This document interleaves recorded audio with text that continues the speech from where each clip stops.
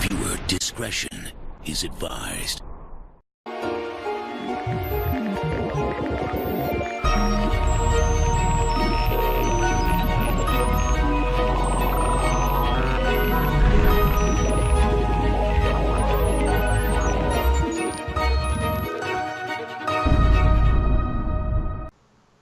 You're not recording, are you? Yes. Been recorded the whole time. Are you? Hello, everyone, and welcome back to another episode of Three Geeks Flix. Joining me, as always, is the muse, Justin Kyle. Say hello, everyone, Justin. Hello, everyone. Yes, and of course, I am the Tech Mitchell Wright. We're back, and finally we have a review for you on Star Wars, The Last Jedi. Holidays were busy. We stay busy at work. Heck, we're both on call right now, so this episode could still end up in the waiting area. Hopefully not. Hopefully we'll get through it. But anyways, we've got to talk about this. There's been some time to go by. We've had a lot of time to think about it, maybe seen it more than once. And so, objectively, we're going to step back and we're going to take a peek at this because there's been things on either side. There's people that loved it, people that hated it, or people that weren't happy with it, that didn't necessarily hate it. There were things they didn't like. And that's fair enough with any movie. So, we all know Rian Johnson directed. We know the cast and everything. So, as I always do, I look to you, good muse, and say, Justin, give it to me. What you got? All right, so I want to preface this by saying first and foremost, I am not a hardcore Star Wars fan like yourself. Yes. So, I mean, obviously I like them. I'm a geek. I'm a certified geek, as you know, which means that I have them all. I've watched them all. I'm certified. Wild. Yeah. So, I was imbibed by that means I'm not emotionally attached to it like I would, say, other properties. Which we talked about in the past. Yes. I was there opening night, and I always see big tentpole movies like this opening night because it's a different feeling when you see it with an audience. I genuinely believe that. Yes, absolutely. Overall, is this something that I absolutely hate this movie? No. I didn't hate anything about this movie to start off with. I didn't hate it. I can understand why hardcore fans hated this movie. I didn't. But I also understand why some other hardcore fans love this movie. In some aspects, they did things better than any Star Wars movie has ever done, in my opinion. And in other aspects, I think the negative aspects, to sum it all up, which I'm sure we'll talk about it more in detail, I think Rian Johnson filmmaking with this was pretty selfish. I think he only thought about what he wanted to do. I think he put, and this is the ultimate flaw, and this movie has a fatal flaw, I think they chose to be unpredictable over logic and over story and character development. I thought that's the main thing he was going for, was trying not to have a predictable movie. And it worked. It was very unpredictable, but it paid a cost at the same time. Again, I didn't hate it. I didn't love it. I hated some parts about it, and I loved some parts about it. Okay. As a hardcore fan, because everybody knows on here that I am a hardcore fan. I am a total Star Wars geek. I mean, there's no ifs, ands, or buts about it. That's how it all falls. That's how it all falls into place. Be honest, I was raised by my dad. Loves Star Wars. My brother loves Star Wars, the Sage, and therein, I was born into it. It was in my genes. I didn't hate it. I honestly didn't hate any part of it. It did do a little jumping around a bit sometimes for me.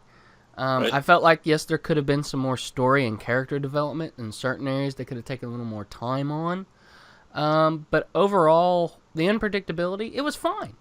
It was fine, and it was very unpredictable, and it did things you didn't see coming. Yes, it was. And I can see why the critics just absolutely enjoyed that. Because you had your not cookie-cutter Star Wars film, like they felt J.J. Abrams' 7 was. You have to think, though, a lot of people had some of the similar feelings after Empire. There were a lot of people that, weren't real thrilled with Empire as well, the whole reveal of Vader being Luke's father. So it's going to take time to set in. And then whoever the moron was that was on pain pills and frustrated and that put the petition to have it removed from the canonized films, that guy, or person or girl, I don't know, that human being, that individual, don't do anything stupid like that when you're high on drugs, legally or illegally. Don't do anything when you're high on drugs, kids. Oh, my. Do you know that petition got 45,000 signatures? Yeah, and you know what? You all can be butthurt. It is what it is. He made the movie. I honestly didn't hate anything about it. Did I walk out feeling that it was a 10 right away or anything like that? No. And I'm going to go ahead and spoil it there. No, I'm not necessarily going to call this a 10. Am I going to see it's one of the most unpredictable and in some aspects extremely enjoyable to watch film because you really didn't know what was going to happen? Yeah. And you know what? I think a lot of people didn't like that. They didn't like seeing Luke in a different light, but they explained it, okay? They didn't like all the plot twists and everything behind it. Okay, that's fine. That's great. It's whatever. But the thing is this film was made the way it was to pave the way for the new. For the new kids, for John Boyega, Daisy Ridley, Poe Dameron, which is, of course, Oscar Isaacs, to take center stage. To take center stage and take over. And they've done that. Now, they have a loose end to tie up, of course, with Leia and everything, and Carrie Fisher's passing. But I'm sure they have that thought out and planned out. And I don't think JJ's film is going to be as... Yeah, and I don't think JJ's film is going to be as insanely unpredictable as Johnson's, but I'm sure it's going to end it well. It's going to tie it together. And I know I don't have all the same kind of vigor and spunk and everything as I did on 7, but it was beautifully shot. It was Star Wars. You felt it. The music was well in place. The effects were flawless. It had some surprises, had some great fighting scenes, especially in the throne room. It had some great space battle moments. It tugged on your heartstrings at moments. It did some throwbacks. It had some unexpected guests that were awesome to see, with Yoda showing up and everything. And yes, there's spoilers in this, so just deal with it. All right. And overall, I mean, it was all there. And whether you like the end result and everything, that's fine. Fisher was the guiding light on this. I'm sure if it was just Hamill and Ford, they probably would have never come back to it. They weren't really thrilled about it. They weren't really hardcore ready to go for it. And Ford was the last one they brought on. But Fisher was the glue that tied them together. And she tied them together all in well. And God rest her soul, she held in there for all of us fans to make sure that these films happened in one way or another, whether she did it consciously or unconsciously. There was a reason. And I hate to see her pass. I really do, because I really would have loved to see her shine, because she was a strong point in this film.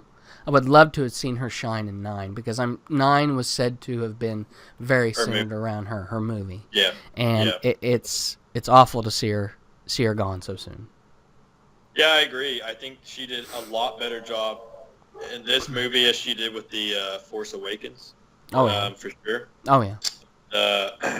It's interesting. Whenever it comes to the actual special effects in Star Wars, I think the opening battle scene of this one was the best space battle I've ever seen. For instance, it was a heck of a space battle. The special effects were there. Oh, yeah. When it comes to the unpredictability, if you take out the "I am your father" spoiler out of Empire, which was considered one of the biggest spoiler and twists in movie history, as it should.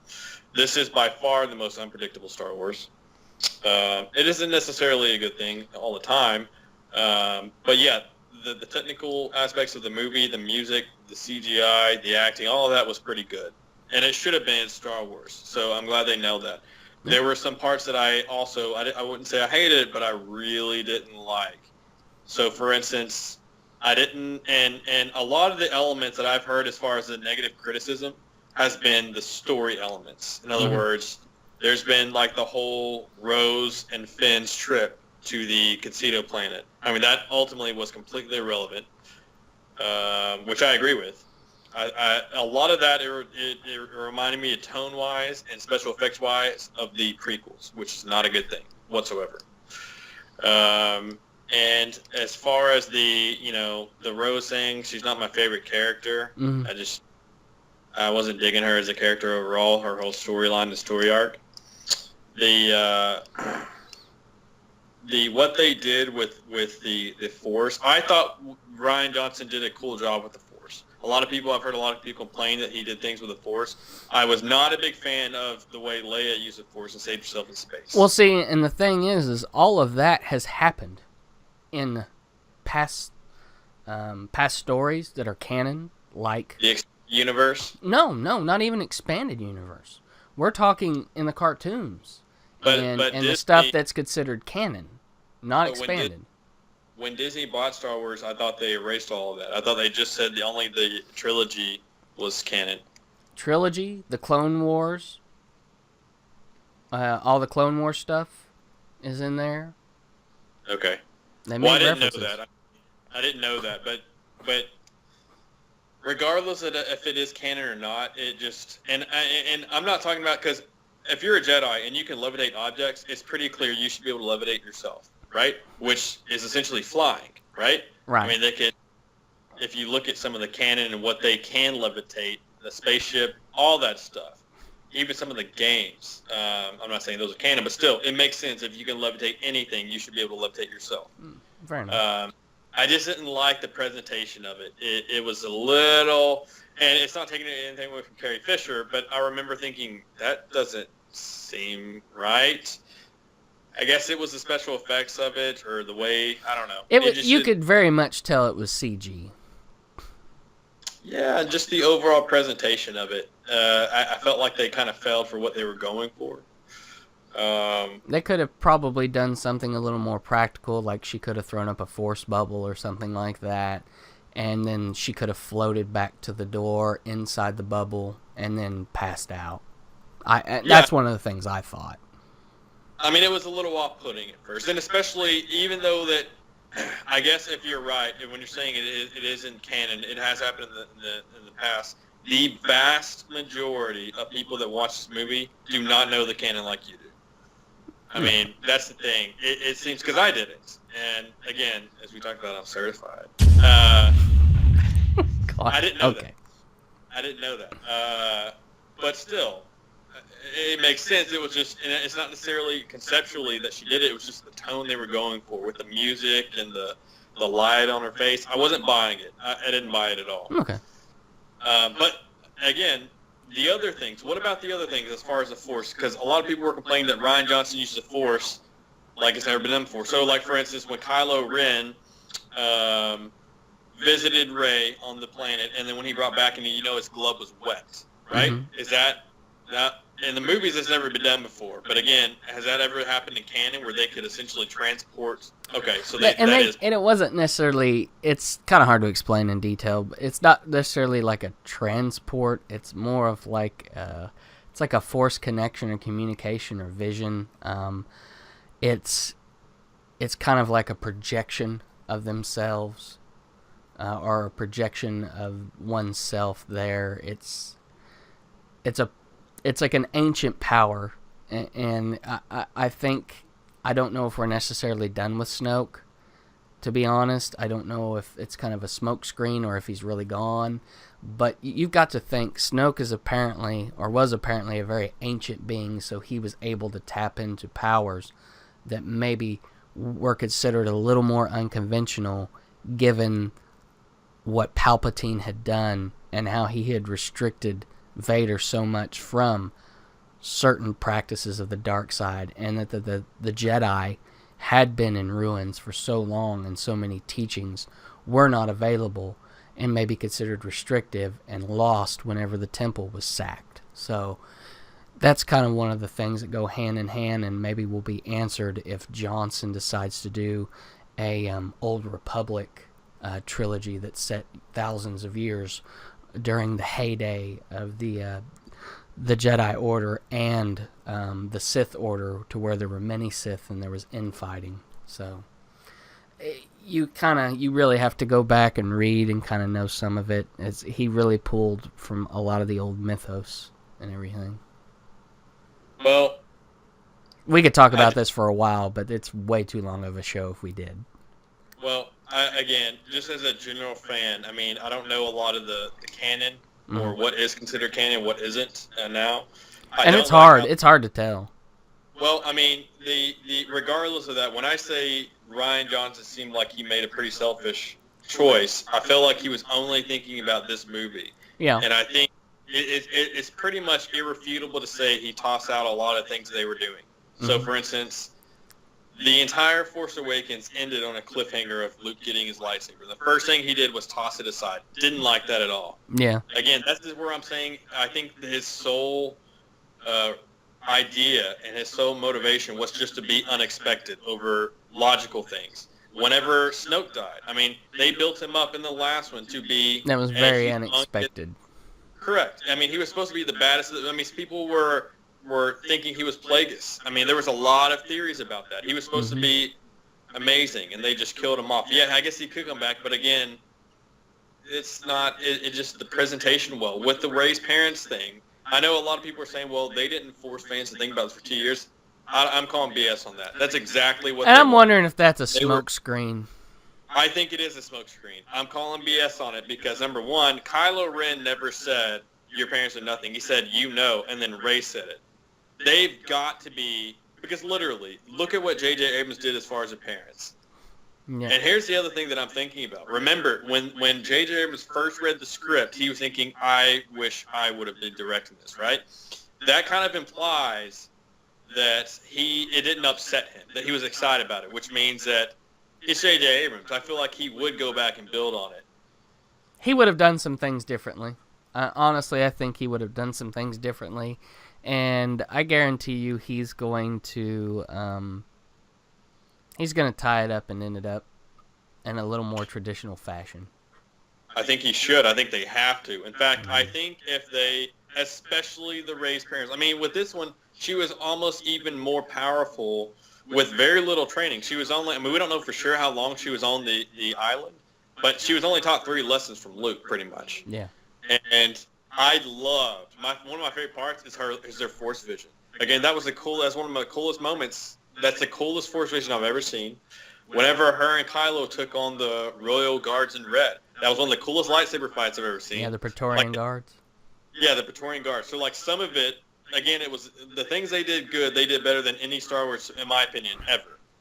But if they don't answer these things, like let's say her parents just turned out to be no one, and Snoke really is dead, and they don't fix these in Episode 9, I'm gonna be like, what the F, man? I think that's the problem, is because right now a lot of Star Wars fans are pissed off. I have a feeling, like you said wisely, they're smoke screens. Yeah. Right. Smoke screens. If they turn out to be true, that's when I'm gonna be like, nope, I don't like it. Yeah. I don't like it. Well, overall, given all that, what's your number? I mean, you're right. This is nowhere near a 10. I don't even think I gave The Force Awakens a 10. I think I gave The Force Awakens like a 9 or 9.5. Yeah. I love The Force Awakens a lot. I don't understand people's criticism of that at all. Yeah. This one, just with all the stuff so far, I'm probably going to give it like a 7. Oh, wow. I mean, I've seen it twice. I've seen it twice in theaters. Mm-hmm. I didn't change my opinion really at all. The more I think about it, again, unless they fix these things, and they should have planned to fix these from the beginning, there are a lot of illogical story elements and contradictions. Yeah. So, for instance, the Rose thing, when she was lecturing Finn about self-sacrifice, what do you think? You know, the guard happened before, or not the guard, the general happened that relieved Leia after she died when she sacrificed her ship. Which was amazing, by the way. Mm-hmm. When she sent that ship into hyperspace and the other ships, that was amazing. Cut him in half. That was awesome. She literally did that. I mean, there's just contradictions in the story, I feel. If they don't fix these things, it's going to get even worse. Yeah. Overall, my number, I'm going to give it an 8.5. Okay? 8.5. It still had a lot of great moments, a lot of throwbacks, a lot of call-outs to the originals. The reason it's an 8.5 is because of some of those flaws. Because of some of those untied loose ends or those kind of moments that should have been felt a little more epic but kind of fell flat that I'm hoping are just smoke screens. And if they don't play and build on those and answer those, yeah, a lot of us are going to be disappointed. And it's going to feel like that Brian turned around and made a selfish film, and then JJ, who didn't do that on Force Awakens, turns around and does the same thing. I hope he doesn't. Hopefully he sticks with his guns. He sticks true to his heart and makes another film for us. Because he is a fan in himself. Right. So, 8.5. I don't know. I mean, would you agree that this is by far the most... Now, see, I'm glad you brought up Empire, because most people don't realize that was pretty divisive and polarizing when it came out. It wasn't until like maybe 5 to 10 years later that it became the greatest Star Wars of all time, right? Yeah. It's very divisive. It's very divisive. For our time, it is our divisive Star Wars. And it will be for a time. It's generally considered the best one, the top of everyone's list, the darkest, the elements, the filmmaking of it. Well, let's see what happens in 9. We'll see. We'll come back here after 9's out and we've seen it, and we'll talk and we'll see how we really feel about 8. Do you think that this one is more polarizing than The Empire Strikes Back, or is there just simply no way to tell that right now? Because given my age, there's no way I can tell you that, because I wasn't around when Empire came out. I'm not that ancient. Thank you very much. Right. So it is interesting, the huge difference between the critics' scores and the audience scores. Yep. It was really surprising. It's a massive difference. Massive difference. And there's three things that you fall into. 3 areas that you can fall into. You loved it, you liked it, you hated it. There's no in between. Liked it, loved it, hated it. Yep. I pretty much agree with that. I liked it. Again, the things I liked about it, I loved. And the things like, okay, well, I don't know. The things like I said before, I can't say it any better, but the things that they did well, they did better than any Star Wars before, in my opinion. Yeah. And at worst, I just kind of thought it was lukewarm, and I got a little bit of a prequel vibe. But I didn't hate anything about it. Overall, it was extremely entertaining. And, boy, as far as it being unexpected, it lived up to the hype of that. I got to say that. No. I gotta say. You definitely did not see most of whatever was coming, you thought was coming, was completely different. And, I mean, that's pretty much what he lived up to the whole time. And I think that's what critics like so much, because they thought they were going to go into something they could predict and they couldn't. But after a while, it kind of became a pattern. I quit expecting it to go the way I wanted it to go or thought it would go. But all in all, whatever. It is what it is. It is what it is at this point. All right. Anything else to say? No. I think we've... Good. That's all I needed to hear. Yes, I cut you off because we're about 27 minutes in. So check us out on Facebook, 3 Geeks Flix. Give us a like, comment, holler, troll us. You don't do Facebook, we've got Twitter. It's at the number 3 Geeks Flix. Flix is, of course, spelled F-L-I-X. Give us a follow there. Give us a holler there. Troll there, folks. You're already on YouTube. Subscribe, like, comment. Holler at us. Let us know what you think. I mean, do you fall into the same echelon as me, that you kind of give it a little more love, or you like the Muse and you're kind of, it's okay, but there's some things, or did you just completely walk out pissed off? I mean, I've heard somebody did that as well, so. But you got to reach out. Got to be part of the family. Got to be part of the show. Maybe Justin will let you play with his little green fidget spinner. Maybe he won't. Wait a minute, that's a fidget cube. I correct myself. Okay. You still got it, my friend. You still got it. So, appreciate y'all sticking around, and stay tuned to the glow of those monitors, because we're going to catch you next time. Good night.